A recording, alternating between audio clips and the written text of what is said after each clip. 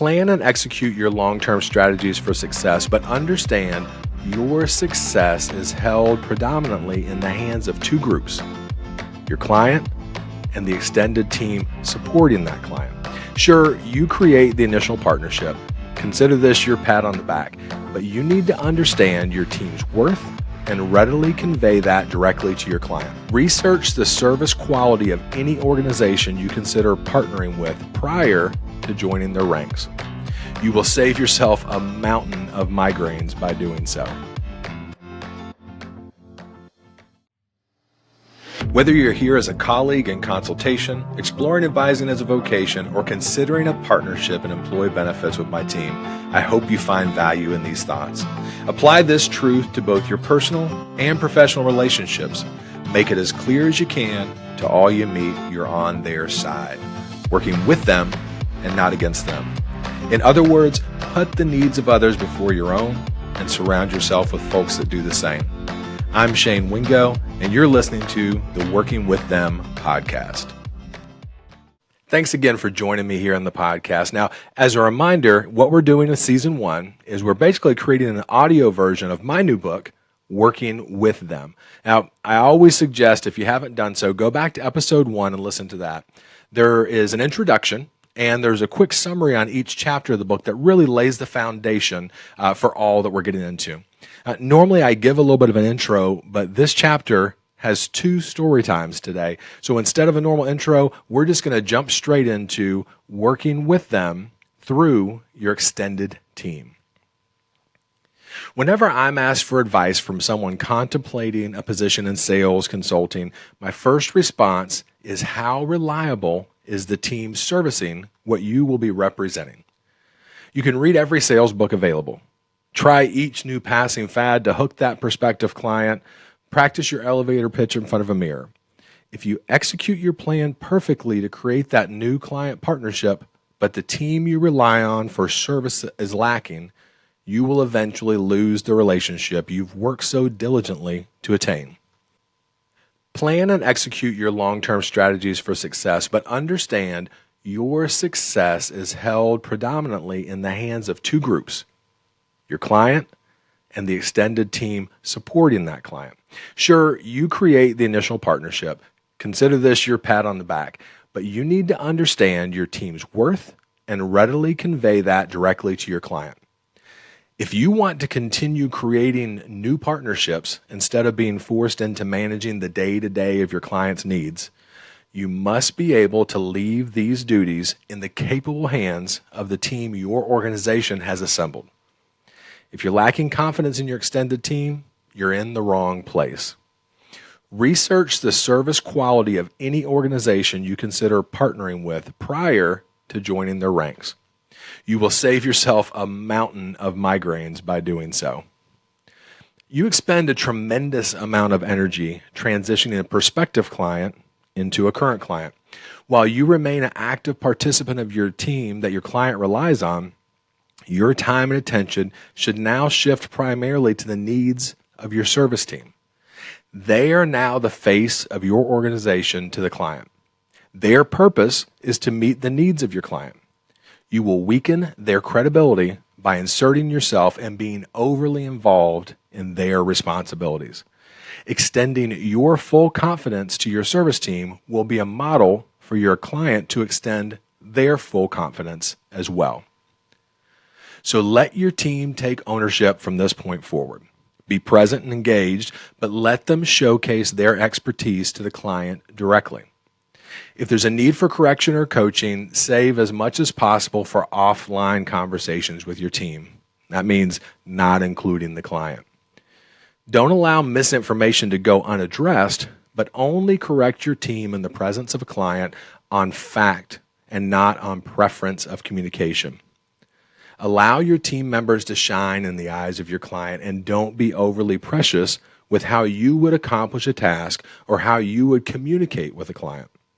Support your team with your time and always be understanding when they need you to be more actively involved in a specific situation. No matter how pleasant that three-chord relationship is between you, your client, and your team, there's bound to come some trouble. This can be external conflict or it can be internal.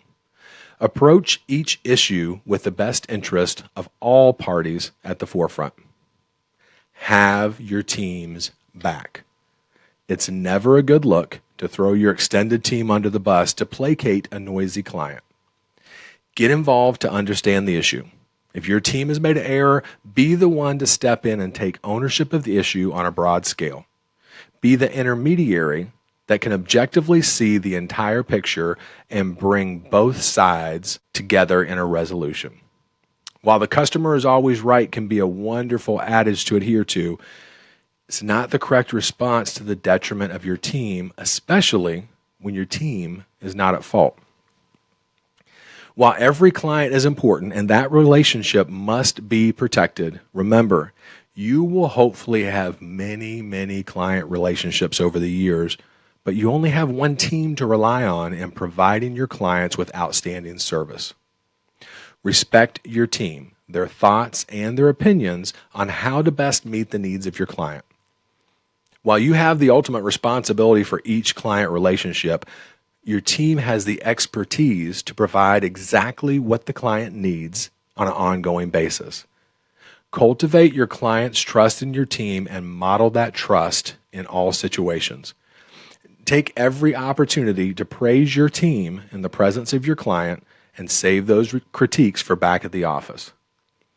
And when your team provides that outstanding client experience that you've touted all this time, take that as an opportunity to praise them directly to their superiors. Build their confidence and support them in achieving their goals. This will solidify with your team that you are on their side, working with them and not against them. This is internal marketing. It can be just as important as any external marketing you create. If you encourage your team and show them respect, they will enjoy working with you. If your service team differentiates their partnership with you in comparison to other consultants within your organization, how do you think leads will be handled? How do you think clients will be redistributed when an advisor leaves? Do what's right simply because it's right, and you will often experience unintended trailing benefits. Now, we get into the story time, and there's two examples I'll share. One leads to the strengthening of a client partnership. The other led to the loss of a partnership, but unintentionally created new opportunities. So first, let's talk about supporting your team during a stressful confrontation and strengthening your client partnership. I have a long-standing client where our relationship is built on mutual admiration and trust. Together, our teams have equally contributed to their success in a very symbiotic partnership. So when the HR director brought to light some discrepancy and he was less than transparent concerning the issue, I was a little confused. He mentioned a budgetary loss on an error from our team, but provided little in the way of detail and simply asked us to do better moving forward. Fair enough. Leave it alone, right? Wrong. I could not, as it painted our service team members at fault. I needed the issue addressed so it was not duplicated. I asked for further detail, but was being ignored by HR. Then our service team received a less than favorable review from their HR director the following week via email when our annual review was requested. At that point, I could not brush this under the rug and simply move forward. I needed to understand the issue so it could be appropriately addressed and we could return to our symbiotic relationship. As the situation continued, it became clear the issue had been caused misinformation that was loaded into a payroll system that was outside of our purview. The HR director chose to dig in his heels and continue to point all fault at our service team.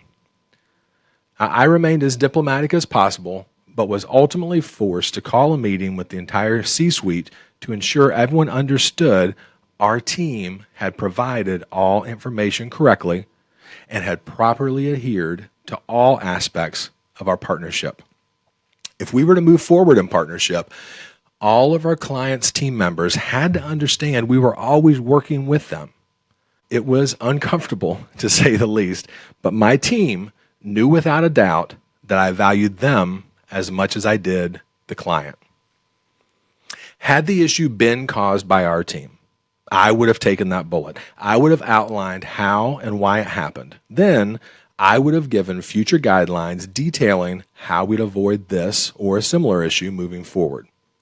I would have taken that burden off the service team when facing the client and then worked with our team to implement consistent procedures moving forward. Regardless of the genesis of the incident, I choose to lead my teams by taking responsibilities in our failures, using these failures as coachable moments and giving ample praise in successes. While the HR director wishing to avoid responsibility was not my biggest fan for the months that followed, the C-suite as a whole respected my steadfastness in getting to the root of the issue to ensure it was not repeated. It strengthened my partnership with the CEO, the CFO, and my service team. And the HR director came back around in due time. This client continues to be a positive reference for any opportunities that I have in this sector. Now, on the flip side of the coin, some clients will absolutely refuse to be an active partner. In another scenario, the CEO of my second largest client refused to take the advice and guidance that our team extended. Over a number of months, his resistance led to major compliance issues for his organization. He chose to hurl insults at our extended team via email and ignore our request to meet directly to resolve the issue. It came to a point where we had to have a come-to-Jesus conversation with the CEO and his team. He either needed to adhere to our consultative advice, or we could no longer partner together. While he made promises to actively participate in a better future with our collective team assembled, less than a week later, he chose to end our partnership. While it was a positive for my team's mental health, it definitely hurt me and my family financially. But work with them is not held exclusively for clients. Throughout this months-long process, I encouraged my team and voiced what a tremendous job they were doing in supporting this client. On emails, I CC'd their supervisors with praise so the organization was fully aware none of this consternation was a result of our team's actions. While I lost the commissions generated from this partnership, and again, as I mentioned in previous episodes and chapters, I am 100% commission-based, my support for our team did not go unnoticed. Less than a month later, an advisor left our firm and his book of business needed to be redistributed. The supervisors of our extended team decided to move several of that advisor's clients to my book of business as a direct result of the support I extended. My respect for our team translated into their respect for me. And I was more than made whole from any lost revenue when saying goodbye to my second largest client to protect the reputation and sanity of my team and our firm. While doing the right thing because it's the right thing will not always have this immediate of an ROI, the returns will follow. Play the long game by ensuring your entire team knows you are always on their side. As we wrap this episode, we'll reiterate the entire philosophy of this book, and we'll do that by saying, make it as clear as you can to all you meet that through your extended team, you are on their side, working with them and not against them. Hope you found value in these thoughts. Now, there's going to be 10 or 12 episodes here in season 1 as we build this audiobook version of Working with Them. In season 2, that's when we'll have the guests start to join us. So subscribe to the podcast and you'll be notified every time a new episode drops where we review another chapter. Now, the book itself, it's live on Amazon, kind of. It's live on Amazon for a pre-order. I'm going to put a link in the show notes to get you right there to all the places where you can find this podcast, but also where you can pre-order that book. It's going to ship on February 14th, so get your pre-orders in now so you can be one of the first to receive and read it. Of course, if you have any questions for me at all, whether they be about employee benefits, which I do daily, or whether it be about the thoughts that we talk about here on the podcast and are expressed in the book, reach out to me.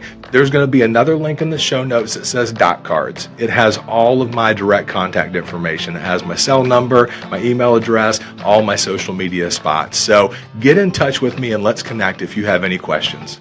With that, thanks again for joining me, and do all you can today to make it clear you're working with those around you.